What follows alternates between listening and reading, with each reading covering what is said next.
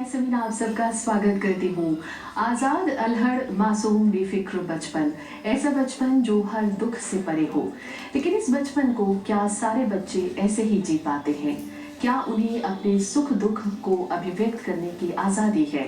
क्या सब बच्चों के पास खाने को 2 वक्त की रोटी है, सर छुपाने को छत है, वो स्वस्थ है? क्या शिक्षा उनके जीवन में उजाला ला पाई? क्या वो सुरक्षित है शारीरिक, मानसिक, आर्थिक और भावनात्मक रूप से? भारत की कुल आबादी में लगभग 42% हिस्सेदारी बच्चों की है। बच्चों का मुस्तकबिल, उनके अधिकार, उनके लिए बनाई जा रही योजनाएं अब तक क्या रंग ला पाई हैं, जानने की एक छोटी सी कोशिश अस्मिता के आज के अंक में कि बाल अधिकार कितने कारगर। हमारे साथ जो खास मेहमान इस कार्यक्रम में शिरकत कर रहे हैं, उन सबसे मैं आपका परिचय करा दूं। हमारे साथ सबसे पहले जुड़ी हैं ज्योत्सना चैटर्जी जी। आप डायरेक्टर हैं जॉइंट विमेंस प्रोग्राम से आपका ताल्लुक है। स्वागत है ज्योत्सना जी अस्मिता कार्यक्रम में। हमारी खुशनसीबी हमारे साथ है अमोद कंठ जी। आप अध्यक्ष हैं दिल्ली बाल अधिकार आयोग से आपका ताल्लुक है। स्वागत है अमोद जी अस्मिता कार्यक्रम में। हमारे साथ हैं नीलिमा पांडे जी। आप टेक्निकल एडवाइजर हैं, चाइल्ड प्रोटेक्शन पर काम कर रही हैं, साथ ही प्लान इंडिया से आपका ताल्लुक है। स्वागत है आपका नीलिमा जी अस्मिता कार्यक्रम में। हमारे साथ हैं निशिकांत, शक्ति वाहिनी से आपका ताल्लुक है और एक कर्मठ कार्यकर्ता है या एक्टिविस्ट कहूँ मैं आपको। खुशामदीद ऋषि जी अस्मिता कार्यक्रम में। अशोक अग्रवाल है, आप एडवोकेट हैं, हाई कोर्ट से आपका ताल्लुक है और शिक्षा के अधिकार को लेकर आप काफी चर्चा में भी रहे हैं। स्वागत है अशोक जी अस्मिता कार्यक्रम में। और हमारे साथ हैं एनबीए और जामिया मिलिया इस्लामिया के स्टूडेंट्स जिनके जहन में काफी सवाल हैं। आज के इस विषय को लेकर मैं आप सबको खुशामदीद कहती हूँ।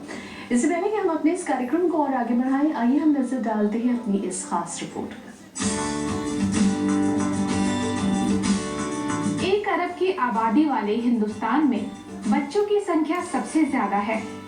इस नाते वैश्विक स्तर पर यह देश सबसे पहले नंबर पर है।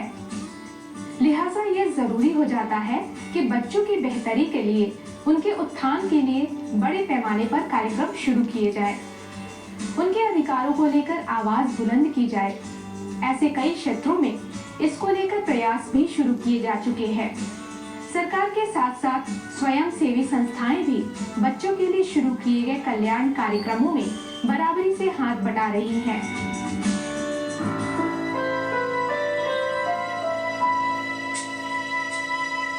लेकिन फिर भी कुछ ऐसे क्षेत्र हैं जहां बाल अधिकारों तक ही समझ नहीं है। फिर चाहे मामला बाल श्रम का हो या ट्रैफिकिंग और कुपोषण, स्वास्थ्य, भूख, शारीरिक उत्पीड़न या फिर लिंग भेदभाव की ही बात क्यों ना हो। देखा यह भी गया है कि बच्चों की बेहतरी के लिए चलाई जा रही योजनाएं कई बार सही हाथों तक पहुंच नहीं पाती। वहीं केंद्र और राज्य सरकारों के बीच योजनाओं के अमल को लेकर भी तालमेल का अभाव दिखाई देता है। नतीजतन परियोजना राशि का समय पर न मिल पाना भी एक बड़ी बाधा बनता है। इसके चलते परियोजना तयशुदा समय में पूरी नहीं हो पाती या फिर उसकी रफ्तार इतनी धीमी हो जाती है कि उसका असली मकसद ही पिछड़ जाता है।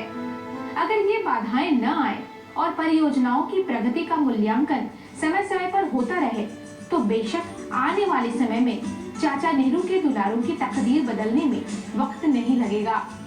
अस्मिता के लिए प्रियंबरा, लोकसभा टीवी।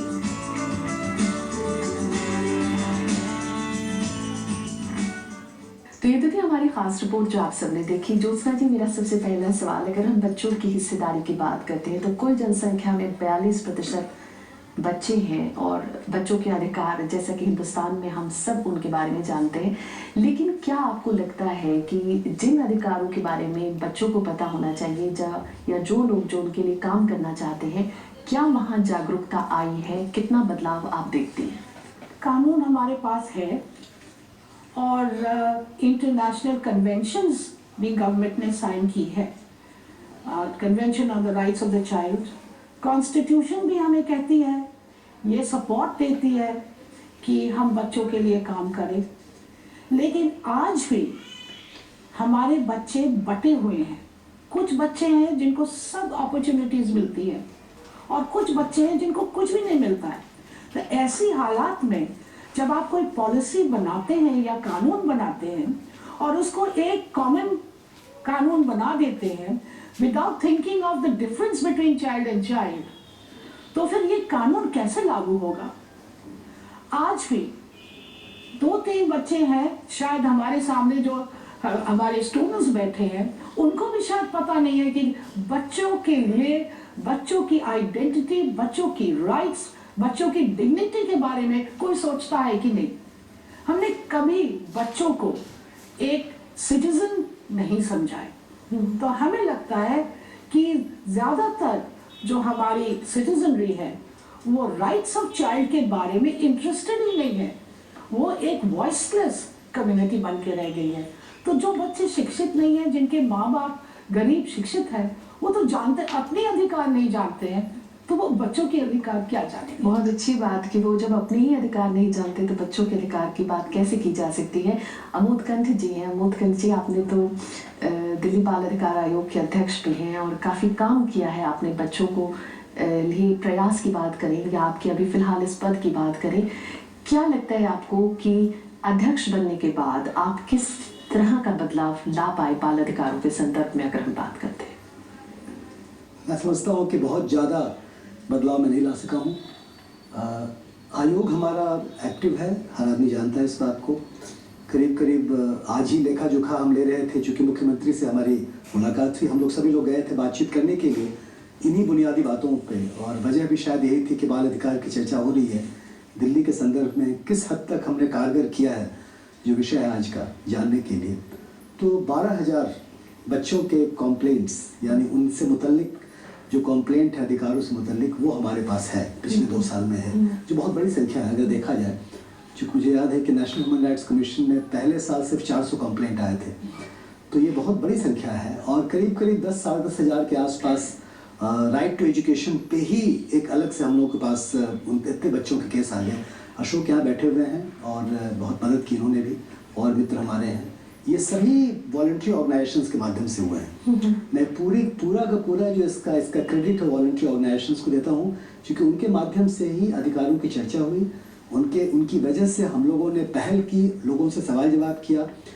लेकिन अगर आप पूरी चीज़ को देखें, लेखा जोखा अगर हम ले रहे हों और सोच रहे हैं, आज बहुत सारे बच्चे हैं बैठे हुए हैं, बच्चे ही हमारे लिए, तो हम जानने की कोशिश जरूर करेंगे कि अधिकारों की पूर्ति किस हद तक हुई, क्या हुई। पहली जो बुनियादी बात मेरे मन में हरदम आती है और आज भी आ रही है कि क्या बच्चों के अधिकार होते हैं। संविधान के अंतर्गत फंडामेंटल राइट्स वही होते हैं जिसको कोई व्यक्ति हाई कोर्ट में, सुप्रीम कोर्ट में जाके पूरा कर सकता है। उसके लिए बहुत सारे आपके रिट्स बने हुए हैं, आप रिट के माध्यम से जाते हैं और आपको विक्टिम को या उस व्यक्ति जिसके अधिकार का हनन होता है वो जा सकता है और जाके पूरा करवा सकता है। बच्चों के केस में ऐसा होता ही नहीं है।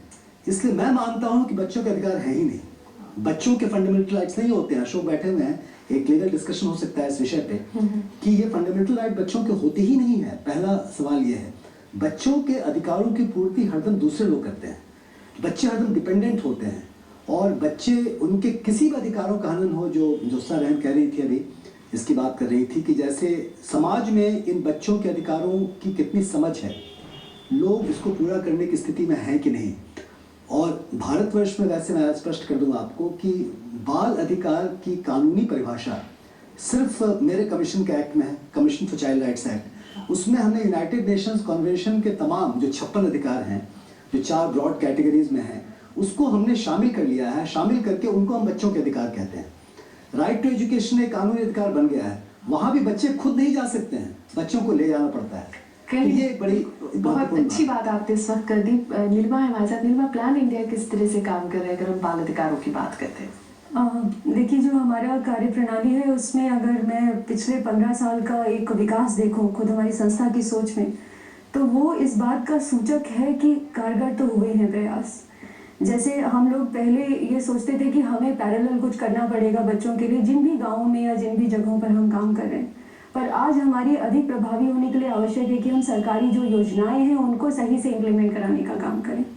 तो बहुत, और यथार्थवादी दृष्टिकोण से देखें तो हम लगभग 45 करोड़ जनसंख्या की बात कर रहे हैं, और स्केल यानी जो पैमाना है समस्या का और उसके लिए जो लगने वाला प्रयास है उसको भी सोचना पड़ेगा। उस विचार से अगर मैं देखूं तो खुद मेरे कार्यकाल में जो भी 12-15 साल का है बहुत परिवर्तन आया है।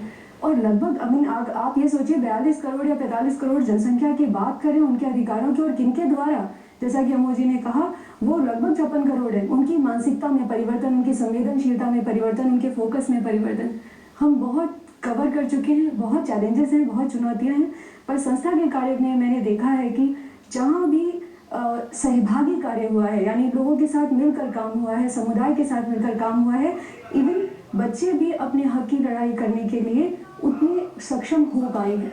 प्रयास छोटे हो सकते हैं, कहीं ना कहीं आपको लग रहा है कि कुछ ना कुछ चेंज आया है। ऋषि जी, किस तरह से शक्ति वाहिनी की अगर हम बात करें, क्योंकि वो वंचित तबके के साथ काम कर रही है, जहाँ जीने का अधिकार भी एक बहुत बड़ी चुनौती है, उनकी जिंदगी, उनका रहन सहन, उनका स्वास्थ्य बहुत बड़ी चुनौती है, वहाँ क्या वो अपने अधिकारों की बात कर सकते हैं? देखिए, बहुत अच्छी सवाल है। इनफैक्ट लगभग 60% बच्ची तो मैं जिस वर्ग के साथ काम कर रहा हूँ वो विक्टिम्स हैं। रेड लाइट में लाके उनको बेच दिया जाता है। वो खुद बच्ची हैं, तो वो अपने बच्चे का क्या राइट्स मांगेंगी, मुझे तो समझ ही नहीं आता।